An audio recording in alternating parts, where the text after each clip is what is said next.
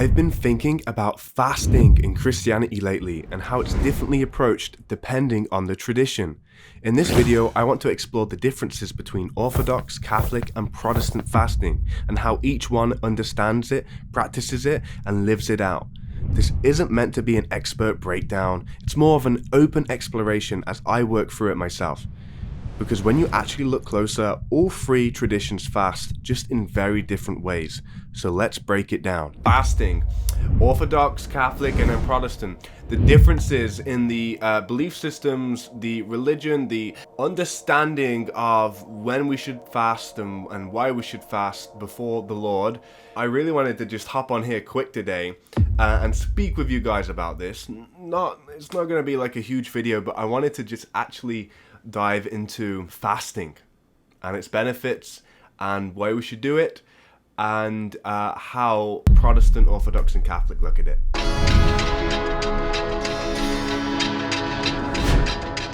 So thank you. If you're new here on the channel, please subscribe. This channel has been growing and it is really exciting to see how much of you are gravitating towards the content and actually growing this channel. So this channel wouldn't be anything without you guys, so you guys are making it happen, and I appreciate that you are enjoying the content. Now, on to the topic of today. I watched a video, it wasn't long back, and in the video, the Orthodox was basically explaining how the Orthodox has the strictest fasting discipline. Out of all of the ways of looking at Christianity, the Orthodox fast more strictly, and that made me curious to wonder what is the difference between Catholic and Orthodox there, because I already know the difference with the Protestant side and we'll get a little bit into that after, but the Catholic versus Orthodox side is very interesting because they are the more traditional ones that have, you know, Lent. In Orthodox, I know that the Easter celebration is called Pascha. I'm not sure what the 40 days of Lent, I don't know if it's called Lent as well. So someone can comment that below, I'd probably learn. So I learned the other day that Catholics are meant to abstain from meat every Friday. Now I don't know if this is just a Lent thing, but when I heard it, I heard it as if, you know, it's every single Friday, yet Catholics don't do it every single Friday. And the Orthodox actually fast half the days of the year because they fast very strictly every Wednesday. And I looked at this difference. With my history in just exploring spirituality, I have done fasting outside of being a Christian. And the longest I ever fasted for was almost 4 days. And look, the benefits of fasting is incredible. You activate something called autophagy, which is basically your body starts eating old cells and your body basically repairs itself. Now obviously we all need a little bit of that in today's world full of dopamine, fast dopamine responses, stimulated sugar, you know, lack of exercise, TV screens. All of that we could do with, you know, practices that help sustain our health, because I think that helps sustain our reasoning ability, and our reasoning ability is what keeps us from sin. So I believe that, personally, looking at both the Catholic and the Orthodox side, I know there are devout Catholics that would do that fasting, and it's not as strict though. Like the Catholic faith won't, like, you know, slap you on the back of the head because you didn't do your Wednesday fast, whereas the Orthodox is a little bit more likely to just like give you a bit of a love tap if you didn't fast on Wednesday. So I think that I'm still trying to figure out what wins in that scenario, right? Because I know the benefits of fasting and know we should be doing it, and for me, like, my mind is sneaky, right? If there is any reason for me not to do something, my mind will try and use that reason to be the ultimatum of like the decisions that I should make, right? So like, for example, if my tradition or religion is more strict about something, I'm more likely to do it, obviously. But then there's also a bit of a backfire effect from that, because if, you know, for whatever reason, I really couldn't, you know, fast that day, that it was just not a decision that I wanted to make, having it not be so strict gives me a little bit more freedom. And like, I think that freedom can count for things, specifically like, oh man, like if you just say you work physically with your hands, construction, and you're so exhausted, you need calories, you just need to eat. Would that fasting on that day be limiting to you, or to make you, even more uncomfortable because you're already so hungry?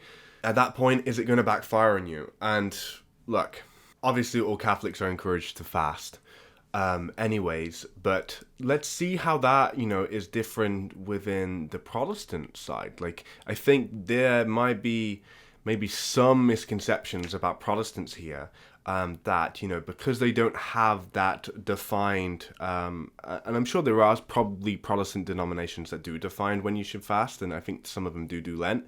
But I'm like talking more about like Baptist, Pentecostal, non-denominational. They don't have that defined, you should fast at this time and do this. But that might make Orthodox and Catholics think, well, Protestants probably don't fast. They do symbolic communion, they just do whatever they want. Their church service is a big Bible study and concert, blah, blah, blah, some of the Protestant disses, right? But what I think that, some of those people might be misinformed about is that actually Protestants definitely fast. And because it's a little different and it's based on the individual decision making, you'll have a big range. You'll have Protestants that don't fast at all, and then you'll have Protestants that fast even more than Orthodox or Catholics do. And this just brings me back to like when I was in New Age, fasting was a very, very big thing. And that, between New Agers or people that would call themselves spiritual, they would just decide when to fast and how long to fast for. And it's the same for Protestants, because there's no defined structure of the fasting. You'll just decide when I'm going to do a fast and how long should I do it for. And I think that's actually pretty powerful to do. And that is like my experience with fasting. But now as I'm becoming a Catholic, you know what? I haven't actually fasted in a long time, because when I became a Protestant, I don't know, I'm just always, running around after my daughter and blah, blah, blah, like I'm active. So like, I just want to eat. But I have been, revisiting this idea of like, okay, as I'm becoming Catholic, should I really take this seriously, let it enhance my faith, and fast and pray the rosary, and like fast and pray for other people, and do that fasting as a weekly thing, like the Orthodox do. And that made me think, oh wow, if I did that, that would be a good example for other Catholics too, and even Protestants that may look at Catholics and not think they're as spiritual, right? Because there's a misconception there that Protestants think they're the most spiritual. Not all of them. Protestants, there's a lot of you, so I'm just saying, yeah, I've met a lot of you too, out in the Protestants again. But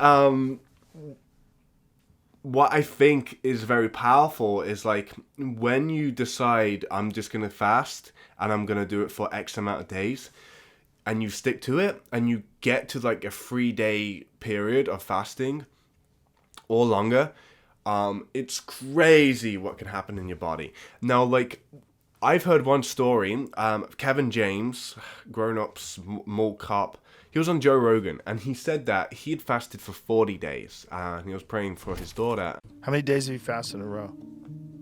You don't want to know. How many days? 41 and a half. What? 41 and a half. You went 41 days with no food? Water. And a little salt in the water, like a little electrolytes. And I lost. Wow. Yeah. See, when I lock on, I can do something. Oh, I know that. But that's a crazy lock on. 41 days. Well, that was. How much did you lose? Fasting for. It was mental. It was like I felt so bad for my daughter. I said, I'm going to do this for you. It was something that I could do, and apply it to. And it was like so emotionally tied into me. And I started fasting, and I go, I didn't say I'm going to do 40 days. I just said I'm going to do whatever I can. I'm going to start fasting right now. And I was praying for it. Like I was worried, and I did like 4 or 5 days. And I was getting through it, but I was wanting to get off it then. I was like, well, I got to start to eat because I'm really hungry. And I went and I talked to my daughter. I go, how are you feeling? She goes, I've been feeling good. She goes, have you been fasting for me? And And I go, yeah. And she goes, thank you so much. And I literally went, okay, I got to keep going. I couldn't stop then. Right. So I just kept going a day at a time. Wow, when I seen that, that was the first example, actually, because I watched that when I was a Protestant. That was the first example of a Catholic talking about fasting, and fasting for 40 days. I'm like, I know nobody that's ever fasted for 40 days other than Jesus. So when I heard that, I'm like, whoa, interesting. Like, I don't know why I had this misconception about Catholics that they didn't do this stuff, right? Even when I was spiritual and in New Age, I didn't think that Christians fasted at all, actually. I had a complete misconception. I mean, I understood Lent, but the way I would perceive fasting, giving up an item, say for example, it's chocolate or coffee, I wouldn't say that's fasting.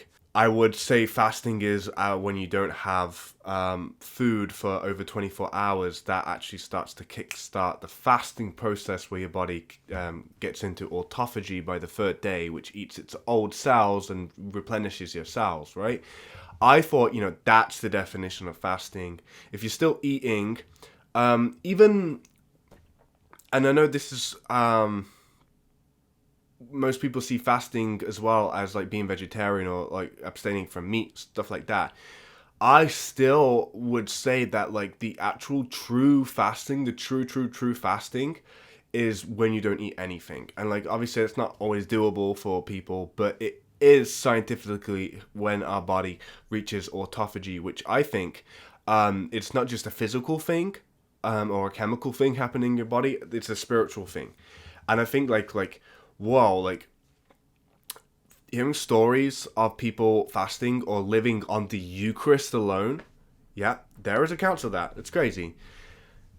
It just gets me fired up to inspire all of you to fast and like to sort of think, okay, like the Orthodox do it this way. They're a little bit more disciplined, but as the Catholic faith ensures a little bit of a freedom around it, how are you going to use that freedom, right? Are you going to let it be an excuse not to fast?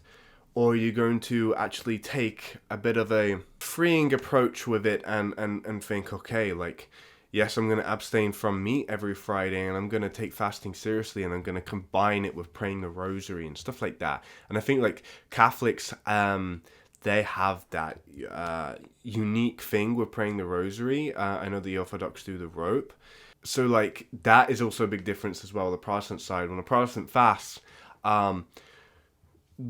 what is their intention and focus with the fast? Now, that's a huge difference, right? Because it differs from Protestant to Protestant, whereas in the Catholic, it might be devotion for intercession with a certain saint. It might be for Mary. It might be praying the rosary directly. Whereas a Protestant, it probably, I guess, for a Protestant, it would just be focusing mainly on the Bible, reading the Bible, which it's the same, we're all so similar. So, like, the difference between fasting between us is very minor, but I still wanted to talk about it because, honestly, this is an opportunity to inspire anyone who's watching to think about fasting more consistently. Because fasting, honestly, I think...